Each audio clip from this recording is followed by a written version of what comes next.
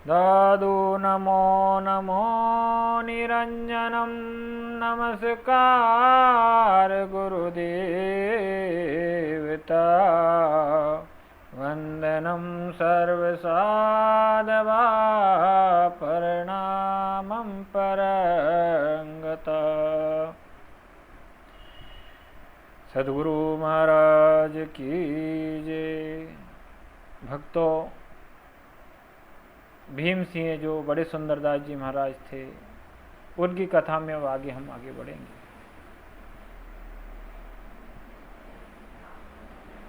भीम सिंह के घायल हो जाने के बाद उनके सेवक ने उनको संभाला और उनका उपचार करवाया।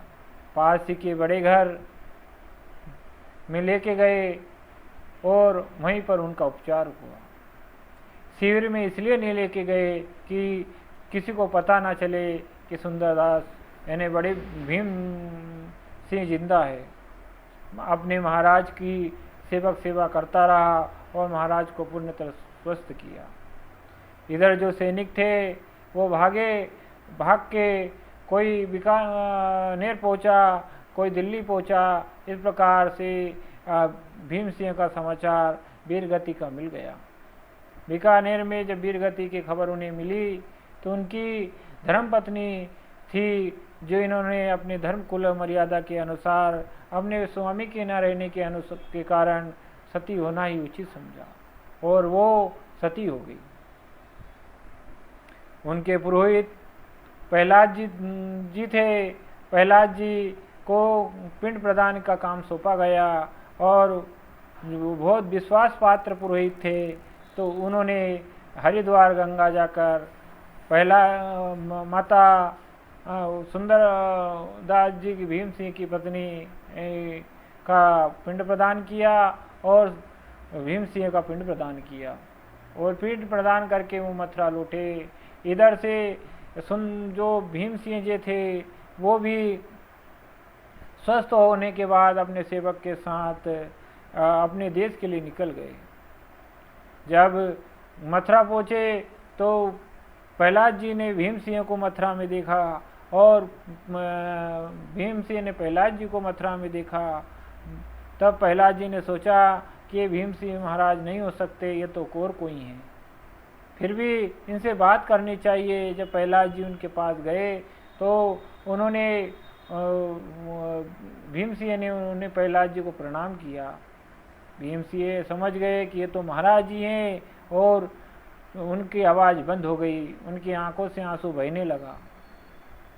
प्रहलाद जी की बुरी दशा हो रही थी। तब भीम सिंह ने पूछा कि गुरुदेव क्या बात है, घर परिवार तो सब कुशल से हैं।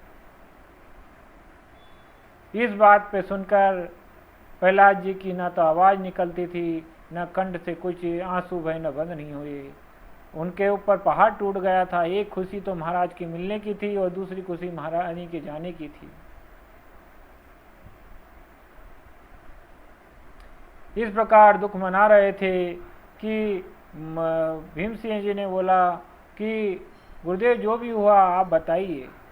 तब प्रहलाद जी ने किस प्रकार इन भीम सिंह की वीरगति का समाचार मिलना और महारानी का सती हो जाना और उनके स्वयं के द्वारा उनका पिंड प्रदान करना, ये सब घटना सुना दी गई और कहा महाराज मैं तो अभी आपका पिंड प्रदान करके हरिद्वार गया से लौटा हूँ।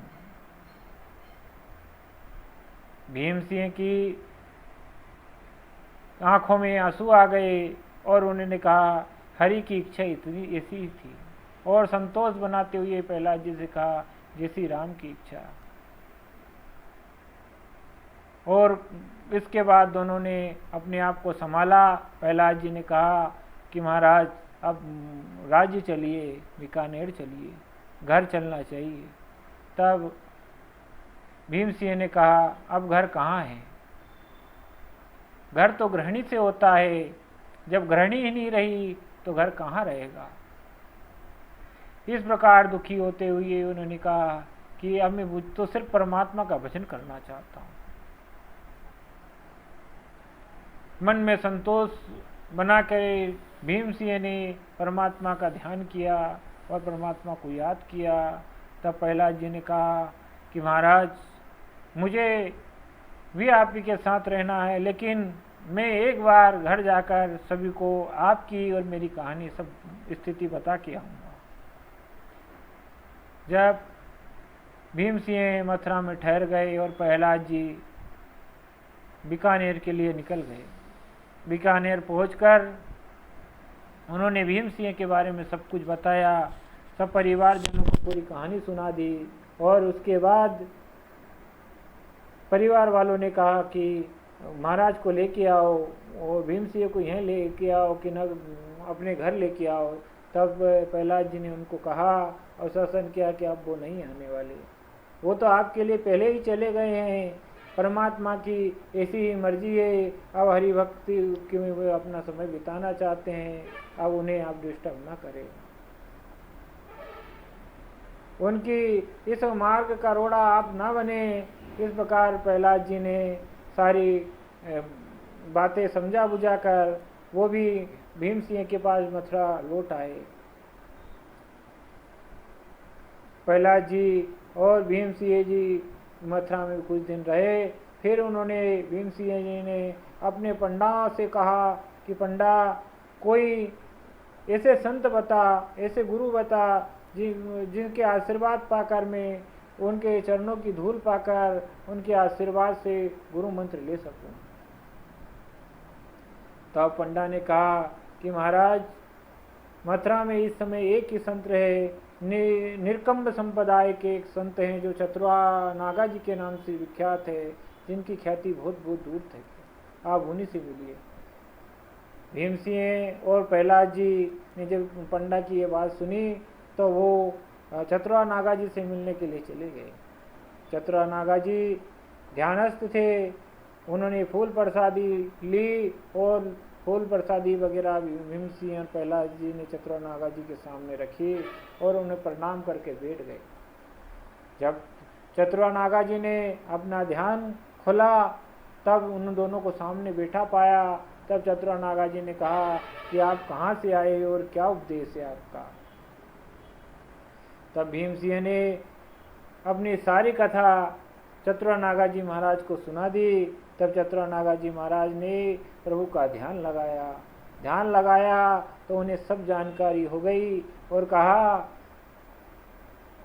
ध्यान लगाने के बाद अपना ध्यान खोला और भीम सिंह से कहा कि मैं आपको अपना शिष्य नहीं बना सकता।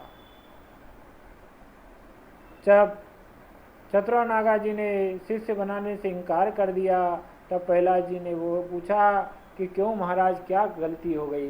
तो क्या नहीं, आपसे कोई गलती नहीं हो गई, अगर मैं आपको शिष्य बनाता हूँ तो ये मुझसे गलती होगी, क्योंकि भीम सिंह तो दादू जी महाराज की आत्मा है, आपको दादू जी महाराज का शिष्य बनना चाहिए, ना कि मेरा। भीम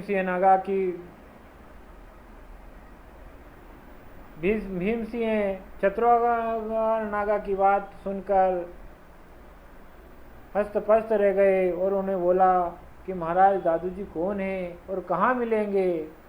तब उन्होंने कहा कि दादू जी महाराज इस समय धराधाम पर ही हैं, भगवान सनक के अवतार हैं और लोधीराम नागर जी के पोष्य पुत्र कई धराधाम पर जन्मे हैं, साबरमती नदी में प्रकट हुए थे। इस समय वो करडाला में तपस्या कर रहे हैं और कुछ समय के बाद वो सामर के लिए प्रस्थान करेंगे और सामर में ही जाकर आप उनसे मिल लेना। चतुरा नागा की बात सुनकर सुंदरदास जी जो भीम सिंह थे वो प्रसन्न हो गए। प्रहलाद जी दोनों प्रसन्न होकर राजस्थान के लिए रास्ता पकड़ ली और राजस्थान के लिए रवाना हो गए। मथुरा वृंदावन को दोनों ने छोड़ दिया। अब आगे कथा में बड़े सुंदरदास जी महाराज को दादू जी महाराज की कृपा कैसे मिली, दादू जी महाराज के शिष्य कैसे बने, ये कथा में अब आगे आने वाला है।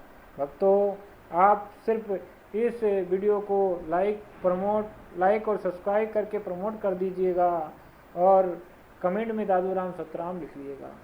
संत कथा बड़ी महान कथा होती है, संत के बारे में जितना वर्णन किया जाए उतना कम होता है। दादू सिरजनहार के केते नाम अनंत चित आए सो लीजिए साधु सुमरे संत। जय गुरुदेव महाराज की जय।